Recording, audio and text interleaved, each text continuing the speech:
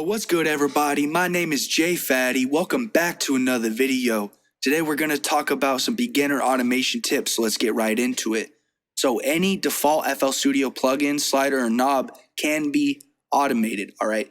So if we go into the mixer, all of these sliders, these knobs, these buttons, anything here, we can right click and do create automation clip, as well as on effects. So if we go over to any reverb or any fruity delay or any other default FL Studio effect, all of these sliders and knobs we can right click and do create automation clip as well.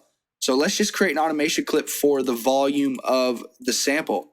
So one tip is on your playlist up at this black bar, if you right click and drag the area that you want to be automated like so and highlight it, the automation clip will only be the length of that area. So if we go into the sample, right click the volume slider, do create automation clip, it's just going to be the length of that, as you can see there. We'll actually bring these up, just solo them out. Okay, so the automation clip is just a visual representation of what's going on. All right, so since it's at this point right here, which is the initial point we set because we didn't move the slider, and that's at about 97% volume. So if we actually take this point down, left click it and drag it down, that visual representation is just showing us it's going to start with barely any volume and then slowly fade in. And then we can use this tension knob right here, left click and just bring it up or down to mess with the tension of that line. If you want to add other points, you can just right click anywhere you see fit. To delete the point, just right click it and delete. So let's hear how this sounds.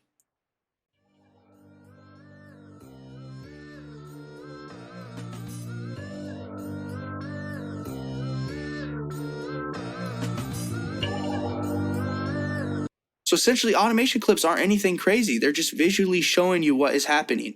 And you can have all of the say in that. So if I wanted to, I could drop it down like this, bring another one up over here, drop it down. And all this is saying is it's going to fade in slowly. And then at this part, the audio will completely drop off and then it'll come back in at this bar.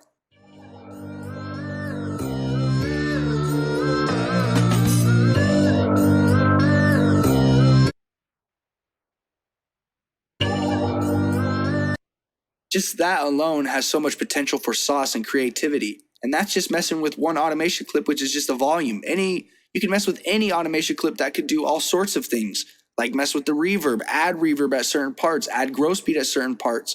Really, the opportunities are limitless when it comes to automation in FL Studio. This was just more of a beginner tutorial. We're going to do a more advanced tutorial with other techniques that you can do. But essentially, all you need to know for this one is what the automation clip is doing and how to add your own points in. Just right click and mess with these tension knobs as well. You can get a lot of sauce. But yeah, that's pretty much it. If this video brought you value, please leave a like, hit subscribe, and hit the little bell. Make sure you stay safe, stay striving, and always be getting it. Much love, y'all. Peace.